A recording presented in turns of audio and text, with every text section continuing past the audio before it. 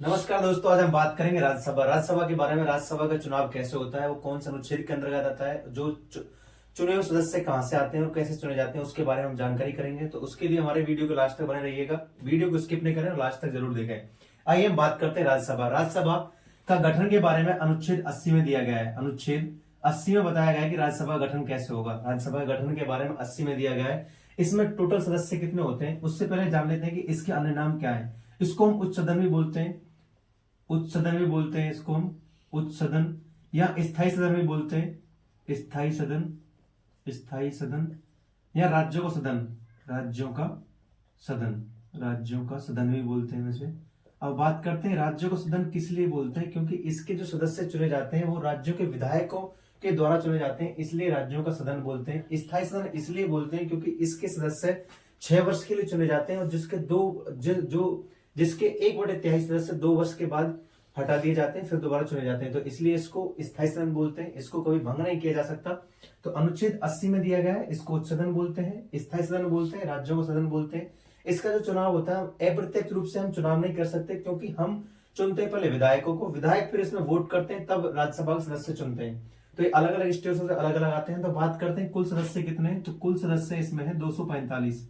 राज्यसभा के कुल सदस्य हैं, राज्यसभा के कुल सदस्य 245। अब इस 245 में से 233 तो चुने जाते हैं राज्य और यूटी द्वारा, राज्य व यूटी द्वारा, राज्य व यूटीज के द्वारा, राज्यों व यूटीज मतलब केंद्र शासित प्रदेशों द्वारा। और 12 सदस्य ऐसे हैं जो राष्ट्रपति मनोनीत करता है, राष्ट्रपति मनोनीत करता है, राष्ट्रपति मनोनीत करता है, राष्ट्रपति मनोनीत करता है। तो राष्ट्रपति मनोनीत करता है, तो ये राष्ट्रपति मनोनीत करता है। ये अनुच्छेद 80 धारा की, अनुच्छेद 80 की धारा 3 में दिया गया है कि राष्ट्रपति कहां कहां से, किस क्षेत्र से कैसे इनको मनोनीत करेगा। तो वो 4 क्षेत्र हैं, कौन कौन से हैं उसके बारे में लिख लीजिएगा। नंबर 1 कला के क्षेत्र से कर सकता है। नंबर 2 विज्ञान, नंबर 3 साहित्य, और नंबर 4 समाज सेवा, नंबर 4 समाज सेवा। तो राष्ट्रपति इन 4 क्षेत्रों से किसी को भी अनुच्छेद 80 की धारा 3 के अनुसार मनोनीत कर सकता है 12। बाकी 2 सदस्य आते हैं राज्यों व यूटीज।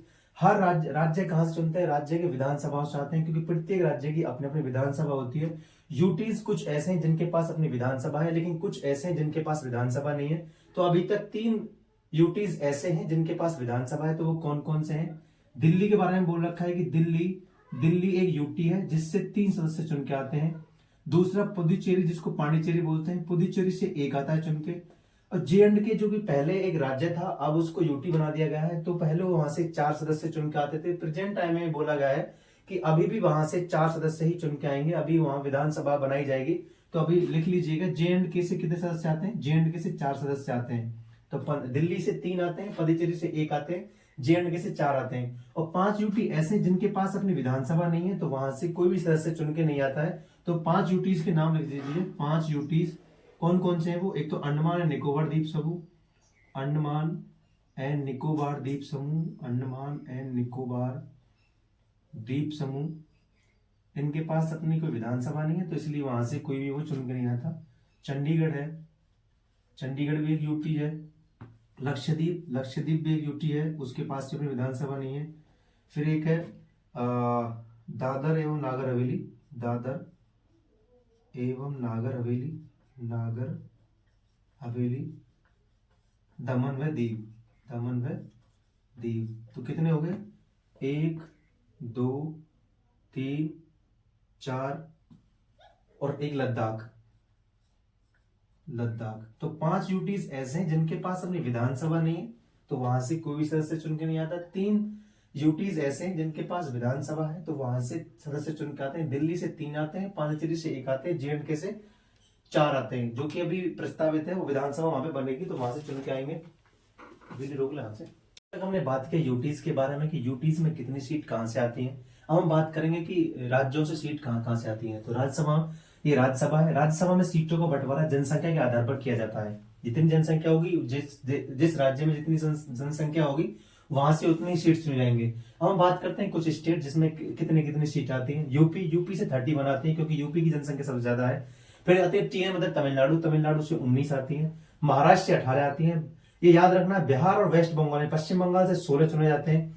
एमपी मतलब मध्य प्रदेश, एपी आंध्र प्रदेश व गुजरात से 11-11 चुने जाते हैं। तो सीटों का बंटवारा जनसंख्या के आधार पर किया जाता है। यूपी में 31, तमिलनाडु से 19, महाराष्ट्र से 18, वेस्ट बंगाल और बिहार से 16, एमपी आंध्र प्रदेश व गुजरात से 11-11 चुने जाते हैं।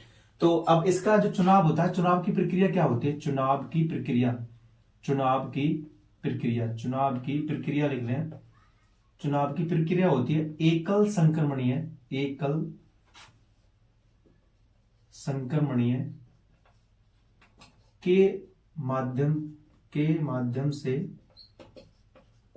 के माध्यम से आनुपातिक प्रतिनिधित्व प्रणाली, आनुपातिक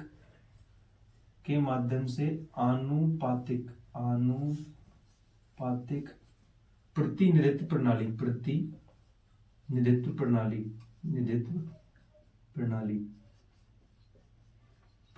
प्रणाली। क्योंकि इनका चुनाव जो डायरेक्ट नहीं होता, डायरेक्ट मतलब प्रत्यक्ष रूप से नहीं होता, अप्रत्यक्ष रूप से होता है। अप्रत्यक्ष के रूप का तरीका है कि हम पहले विधायक को वोट देते हैं, फिर विधायक चुनाव करते हैं, मतलब वोट देते हैं इनको राज्यसभा के सदस्यों को चुनने के लिए, तो इनको अप्रत्यक्ष करते हैं, अप्रत्यक्ष चुनाव बोलते हैं। तो चुनाव की प्रक्रिया कौन सी है? एकल संक्रमणीय के माध्यम से आनुपातिक प्रतिनिधित्व प्रणाली। अब हम बात करेंगे, यहां तो रोक दी 3। अब बात करेंगे योग्यता की। योग्यता क्या क्या होनी चाहिए? योग्यताएं। तो योग्यता में बोला गया है नंबर 1, भारत का नागरिक हो। पहली बात तो भारत का नागरिक होना चाहिए। ऐसा नहीं कि कहीं और का रहने वाला है, उसका नागरिकता भारत की नहीं है और वो चुनाव लड़ सकता है, नहीं, उसके पास भारत की नागरिकता होनी चाहिए। दूसरा बात, वो दिवालिया न हो। दिवालिया मतलब किसी बैंक से उसने लोन लिया हो, बैंकरप्ट हो गया, उसे दिवालिया बोलते हैं, दिवालिया न हो।